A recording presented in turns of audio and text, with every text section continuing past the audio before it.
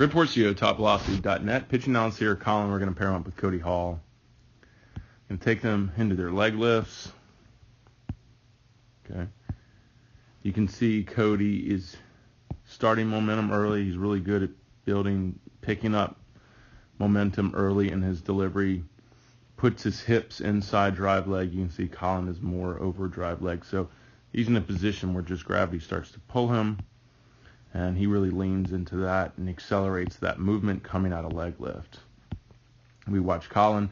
You can see when they get to this position here, look where the head to the drive leg foot is. Actually, let me use a straight line here. Okay.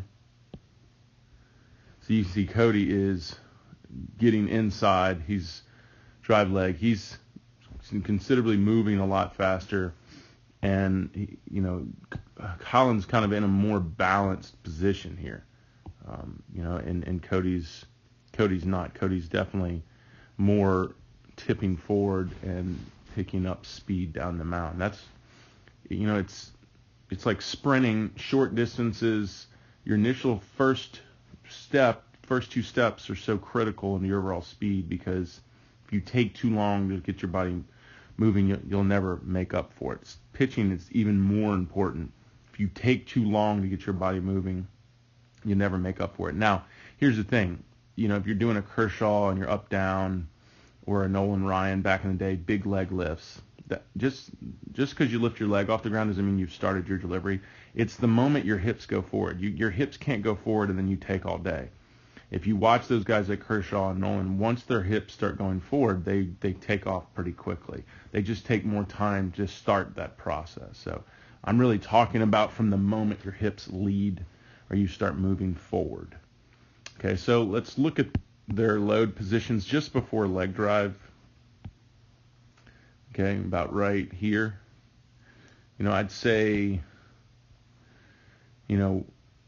probably, Cody might have a little bit more of a linear force vector. That's the ankle to the knee. When we generate force off the rubber, it's going to go in that direction.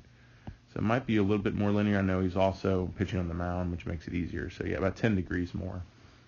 So the difference is probably between the mound and same thing with Colin. Will he be able to get his momentum going even better on the mound or in flat ground? So definitely, if we had the speed of this front hip, we definitely know that Cody's speed of his front hip is moving a lot faster. Something we do with the 3D analysis.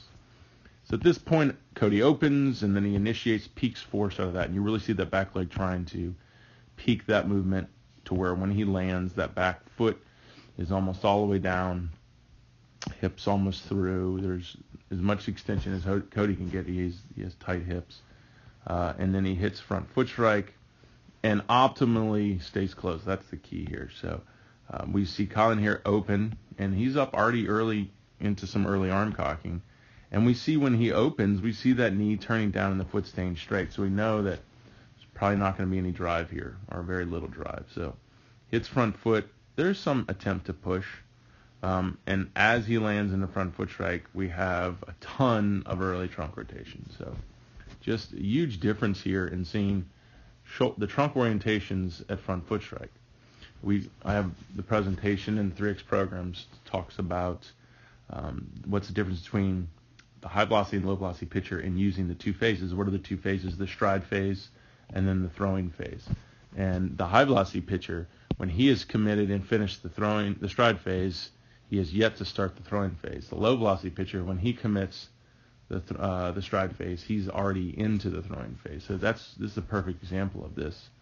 There's no way we can throw hard without this separation, because the power we generate here needs to transfer. And when your front foot lands, when this front foot touches down, you have 0.1, see if I can write, 0.1 to 0.2 seconds. That's less than the blink of an eye when this movement to release the pitch. So when Cody lands, he has that time, but when Colin lands, he probably has 0.1 or less, pretty much lands and throws immediately. So there's no time for energy to transfer, and that energy gets left behind.